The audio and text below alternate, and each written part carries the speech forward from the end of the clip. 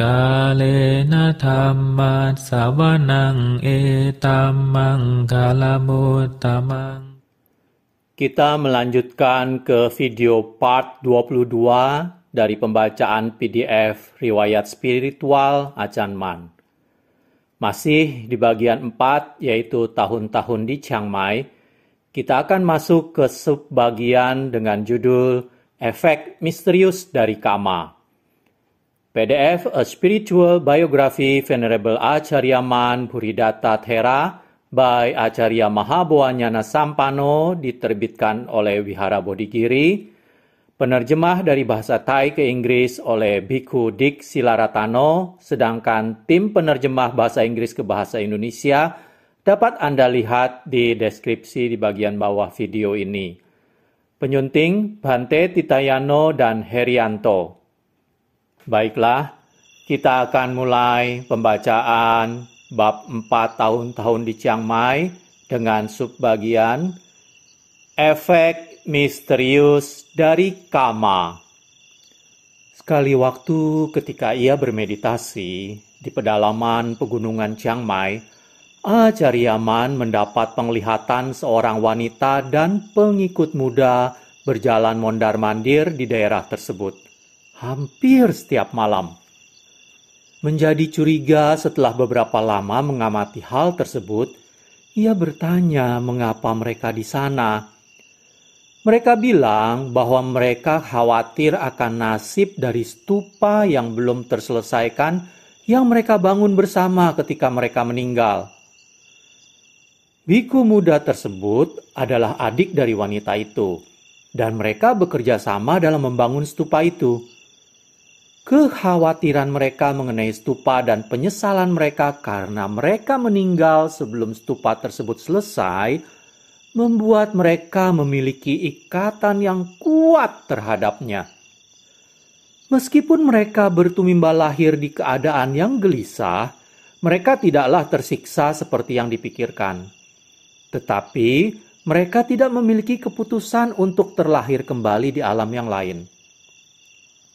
Jadi, Acharya Mun menasihati mereka, "Kamu janganlah memikirkan hal yang telah berlalu, karena mereka tak dapat ditebus kembali. Tidak peduli seyakin apapun kamu bisa membalik waktu, hal ini tidaklah mungkin. Setiap orang yang mengira mereka bisa akan mengalami frustrasi ketika harapan mereka tidak terjadi. Masa depan belumlah datang, jangan dipegang erat juga. Apa yang telah terjadi haruslah dilepas karena hal itu adalah masa lalu. Apa yang belum datang juga haruslah dilepas karena hal itu belum matang.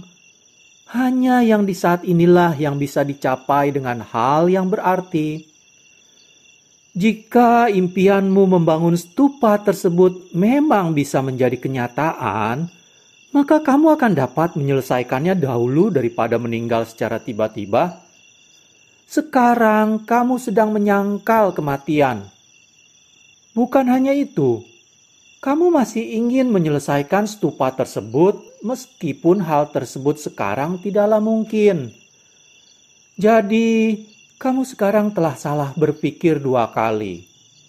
Jika kamu terus menginginkan hal tersebut menjadi kenyataan, kamu akan menumpuk kesalahanmu 3 kali lipat. Bukan hanya pikiranmu terpengaruh oleh hal ini, akan tetapi kelahiranmu yang mendatang dan kesehatanmu di saat itu juga akan terpengaruhi. Oleh karena itu, hal ini tidak boleh diteruskan. Dalam membangun stupa, kita mengharapkan mendapat buah kebajikan, bukan bata dan semen. Nilai yang kamu dapatkan dalam membangun stupa adalah buah kebajikan yang kamu dapatkan dari hal tersebut. Buah yang berdasarkan usaha yang murni milikmu. Kamu janganlah khawatir akan materi duniawi seperti bata dan semen yang tidak akan dapat memenuhi keinginanmu. Semua orang yang mendapat buah dari berbuat baik hanyalah membawa karma baiknya. bukan materi yang mereka berikan. Sebagai contohnya, memberikan kontribusi untuk pembangunan wihara, tempat tinggal biku, tempat berkumpul, jalan, tangki air, bangunan umum, atau persembahan materi lainnya hanyalah suatu wujud dari kebaikan dari mereka yang ingin berbuat baik. Mereka bukanlah hadiah dari perbuatan baik, yang berarti persembahan materi tersebut bukanlah buah atau kebaikan atau surga atau nibbana, atau mereka adalah penerima dari buah karma tersebut. Karena dengan lewatnya waktu, semua hal material akan rusak dan hancur. Kualitas spiritual yang didapat dari usaha dan kebaikan untuk perbuatan baik dialami dari dalam sebagai buah dan kebaikan. Inspirasi di balik tujuan baik untuk berdana adalah batin masing-masing pendonor. Batin adalah suatu hal yang luhur. Batin adalah sangat terpuji. Adalah batin di mana surga atau magha, pala, dan nibbana berada. Dan batinlah yang dapat mencapai hal tersebut. Tidak ada hal yang lain yang dapat mencapainya. Stupa yang belum terselesaikan yang kalian berdua bangun, kekurangan kapasitas kesadaran untuk memiliki tujuan baik untuk kemajuan spiritualnya. Kekhawatiranmu berakar dari ketamakan yang merupakan halangan untukmu, meskipun kamu melekat kepada suatu hal yang baik. Melekat padanya bukanlah suatu hal yang baik untukmu. Penundaanmu di sini akan memperlambat kelahiranmu kembali. Daripada berusaha membawa semuanya denganmu, jika saja kamu puas dengan perbuatan baik yang kamu lakukan dengan membangun stupa tersebut, kalian berdua mestinya bisa telah hidup dengan nyaman, pergi ke kehidupan yang lebih baik di waktu yang lalu. Karena perbuatan baik adalah bahan utama untuk kelahiran kembali yang baik. Dan perbuatan baik tidak pernah berakibat buruk.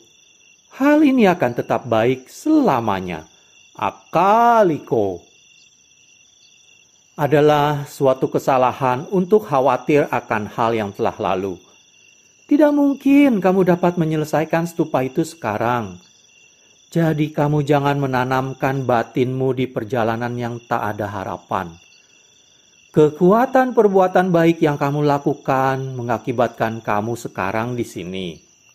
Jadi janganlah kamu menghabiskan waktu memikirkan masa lalu atau masa depan sewaktu kamu dapat menuai hasil baik dari apa yang telah kamu lakukan sekarang.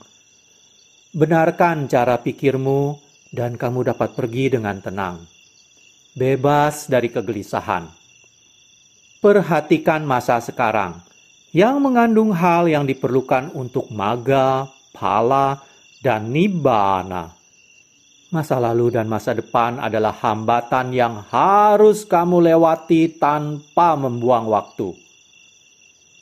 Saya turut berduka untuk kalian berdua.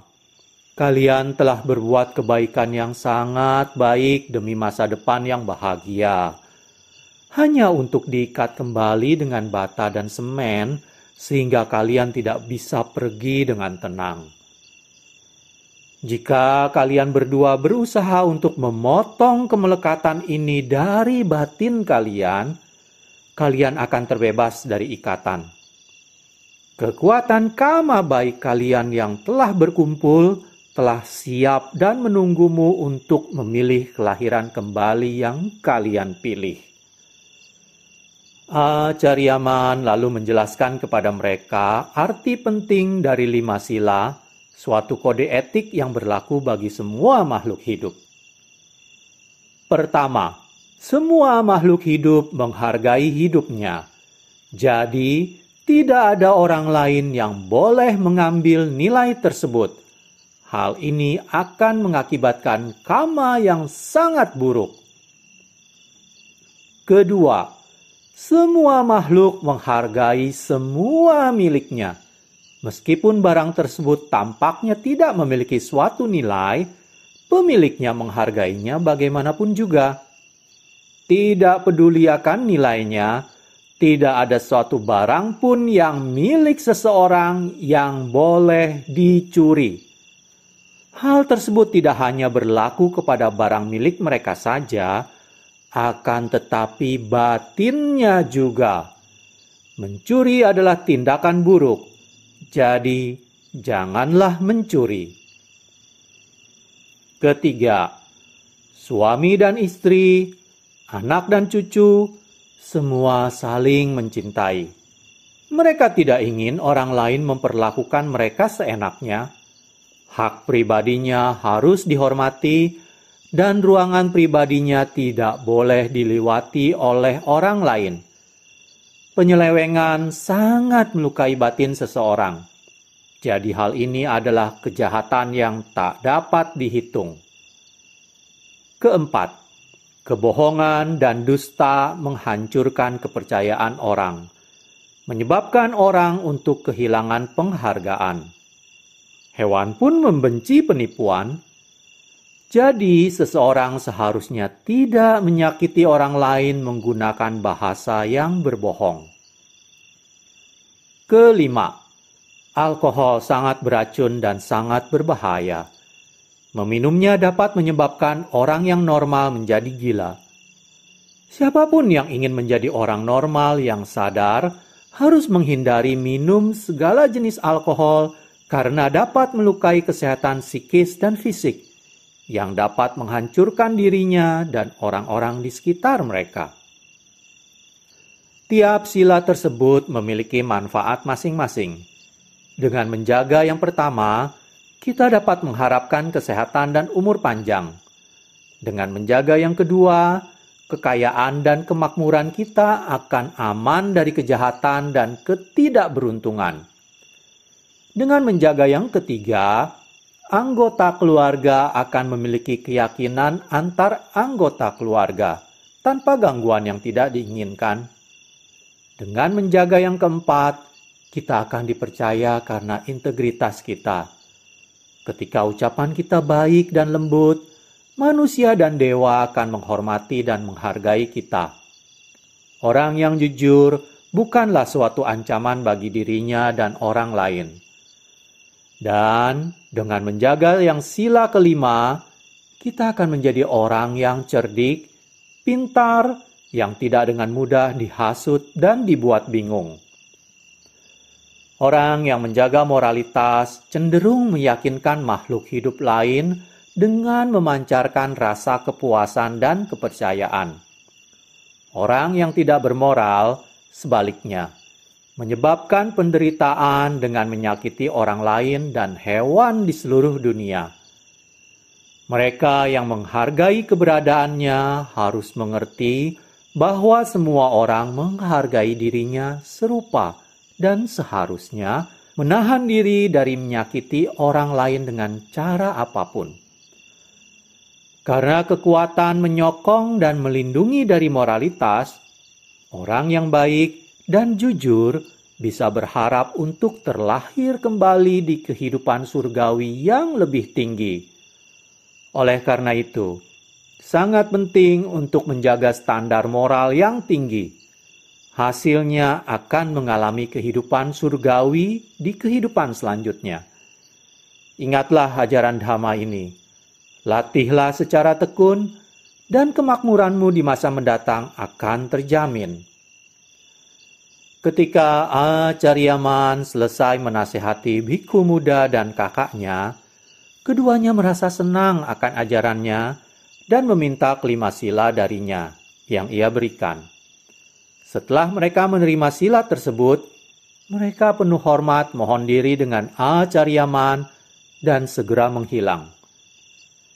Kekuatan dari kumpulan perbuatan baik mereka yang mereka tuai dari mendengar pengajarannya dan menerima 5 sila darinya, membuat mereka terlahir kembali di alam surga Tawatimsa. Mereka kemudian secara rutin mengunjungi Acharyaman untuk mendengarkan ajarannya. Di kunjungan mereka yang pertama, mereka berterima kasih karena bantuannya untuk menunjukkan jalan keluar dari lingkaran berulang-ulang yang mereka alami, yang mengakibatkan mereka dapat merasakan kenikmatan surgawi yang mereka nanti sekian lama. Mereka memberitahunya bahwa sekarang mereka telah menyadari betapa bahayanya kemelekatan dapat mempengaruhi batin mereka dan dapat menyebabkan penundaan mereka untuk kelahiran kembali yang lebih baik. Setelah menerima nasihat yang penuh kasih sayang ini, mereka dapat meninggalkan kekhawatiran mereka dan terlahir kembali di alam surgawi. Acharyaman menjelaskan sifat dari kemelekatan kepada mereka, menunjukkan kalau hal tersebut merupakan suatu halangan di banyak hal. Mereka yang bijaksana selalu mengajarkan kepada kita kalau menjelang ajal, kita harus berhati-hati agar tidak memiliki kemelekatan terhadap apapun. Bahayanya adalah kita bisa menjadi ingat kembali, lalu kebanggaan atau yang lebih buruk, kemarahan, pikiran dendam terhadap seseorang. Di saat ketika cita akan meninggalkan tubuh itu sangatlah penting. Jika pada saat itu cita terikat kepada pikiran buruk, maka ia akan dapat terbakar dan dapat terlahir kembali di alam menderita seperti neraka atau alam setan, makhluk halus, atau hewan. Semuanya alam menderita yang tidak menyenangkan. Jadi ketika kita di posisi yang bagus untuk melatih cita, ketika kita lahir sebagai manusia dan memiliki kesadaran akan diri sendiri, kita harus memiliki keputusan untuk memanfaatkannya. Sebagai manusia, kita bisa menyadari kekurangan kita dan bertindak secara cepat untuk membenarkannya. Jadi ketika kita terpojok, ketika menjelang ajal, kita akan siap untuk bertahan untuk diri kita sendiri. Kita tidak perlu khawatir menjadi mangsa kekuatan jahat yang menghancurkan.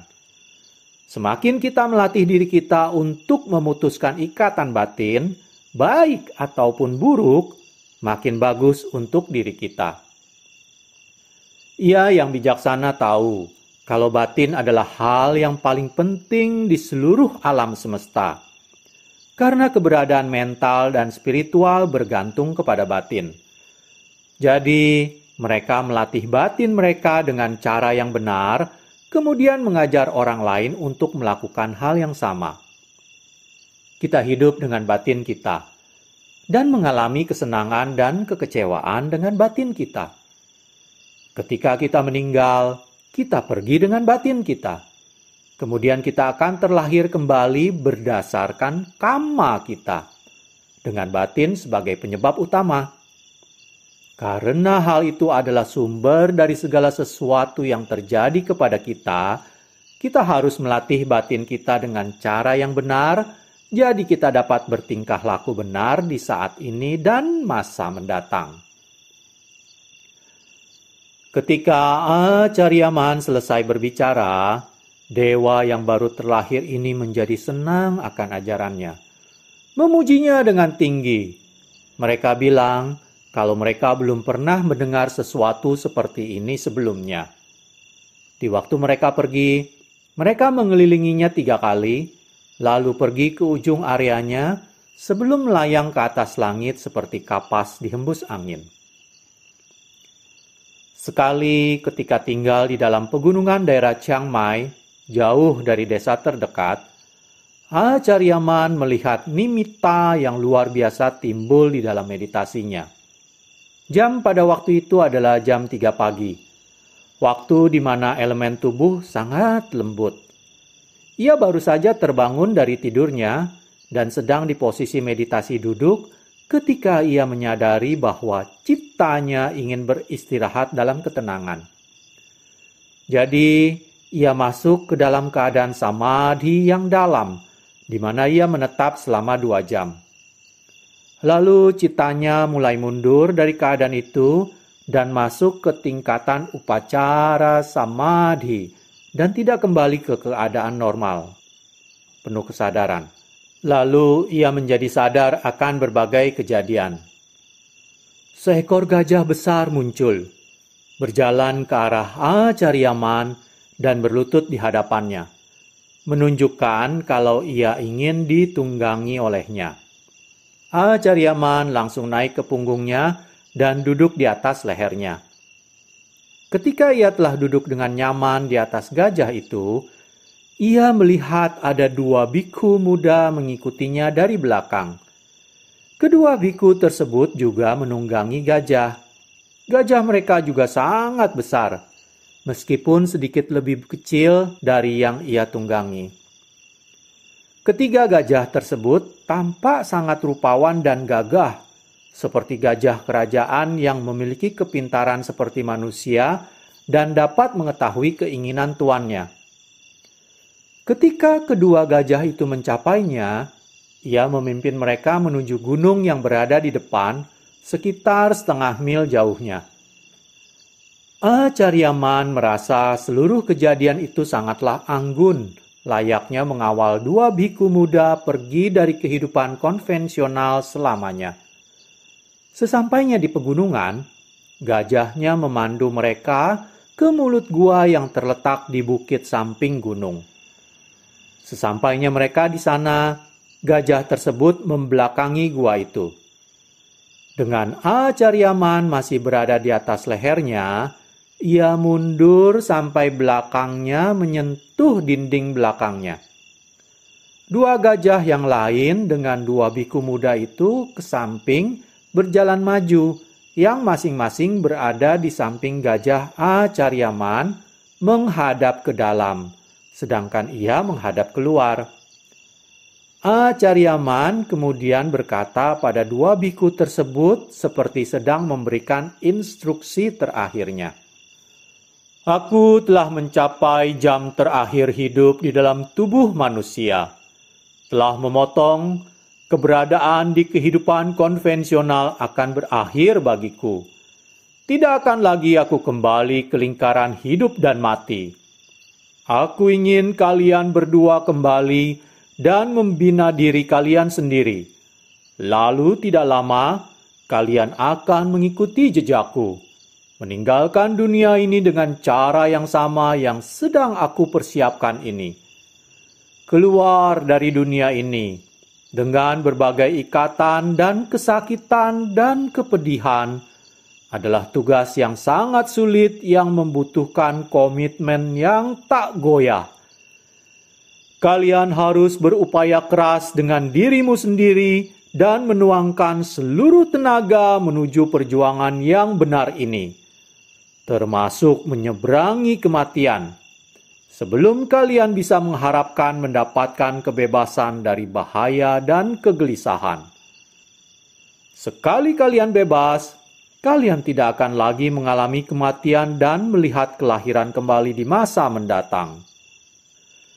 Karena telah melepas semua kemelekatan, aku akan pergi dari dunia ini tanpa gelisah, seperti tahanan yang telah bebas dari penjara. Aku tidak memiliki penyesalan sedikit pun dengan kehilangan tubuh fisik ini. Tidak seperti manusia pada umumnya, yang melekat padanya, yang menyebabkan penderitaan pada waktu ajal. Jadi kalian janganlah berduka akan kemangkatanku, karena tidak ada hal yang bagus yang akan terjadi dari itu. Penderitaan seperti itu akan menimbulkan kilesa. Jadi para bijaksana tidak pernah mendukung hal tersebut. Seusainya berbicara, Acharyaman memberitahu kedua bhikkhu muda tersebut untuk memundurkan gajah mereka keluar dari gua tersebut. Kedua gajah tersebut berdiri tanpa bergoyang, satu di setiap sisi, seperti mereka juga mendengarkan kata-kata perpisahan Acharyaman dan berduka akan kepergiannya. Pada waktu itu, ketiga gajah tersebut tampak seperti hewan sesungguhnya bukan hanya bayangan belaka.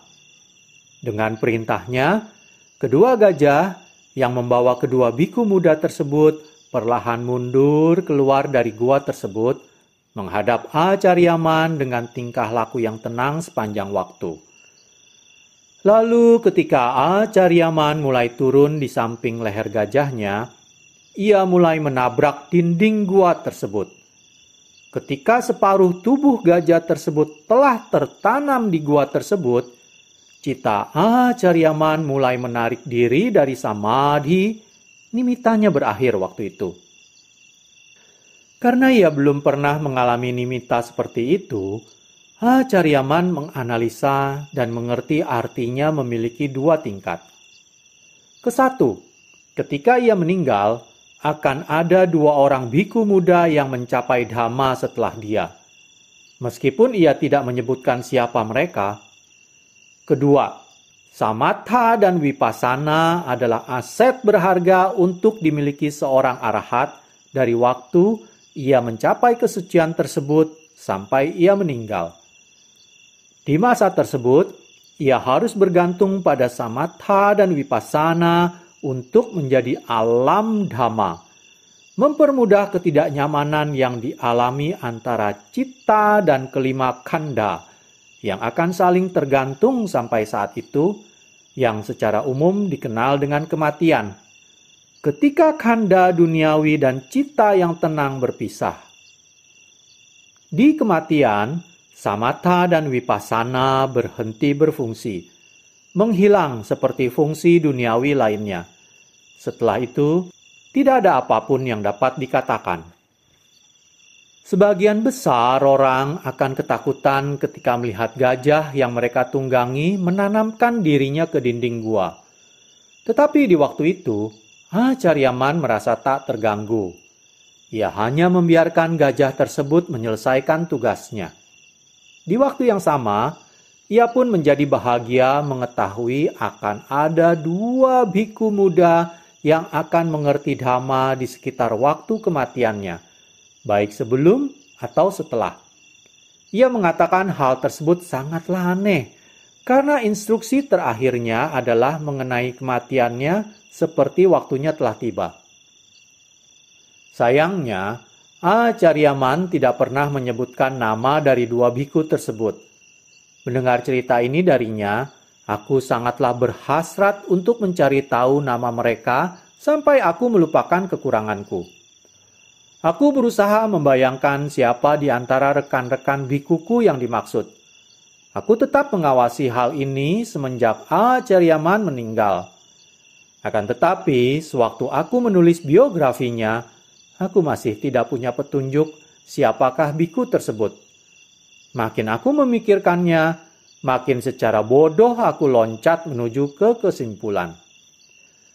Tidak ada seorang pun yang maju mengaku mereka adalah biku tersebut. Dapat dimengerti, siapa yang memamerkan pencapaian seperti itu? Pencapaian seperti itu bukanlah seperti ikan busuk yang akan menarik perhatian banyak lalat. Siapapun yang mencapai tingkatan dhamma haruslah memiliki kepintaran dan kesopanan yang tinggi. Jikalau ia sangat dungu dan memamerkan pencapaiannya, sehingga orang dungu dapat mentertawakannya dan orang bijak menyelidikinya, hanya orang yang lugu yang menjadi senang karena berita tersebut. Seperti cerita di mana seekor kelinci yang panik yang mendengar suara dentuman keras, mengira langit runtuh. Kebodohanku mengenai masalah ini lama-lama menghilang. Jadi aku menulis ini untuk pertimbanganmu. Aku layak disalahkan untuk ketidaktepatan di sini, karena cerita seperti ini biasanya dibagi hanya dari guru kepada muridnya yang dekat, jadi tidak ada orang lain yang terpengaruh. Aku tahu, aku pantas dikritik, dan aku harap, seperti biasa, kamu akan dapat memaafkanku. Kalena dhamma savanang etammang kalamutamang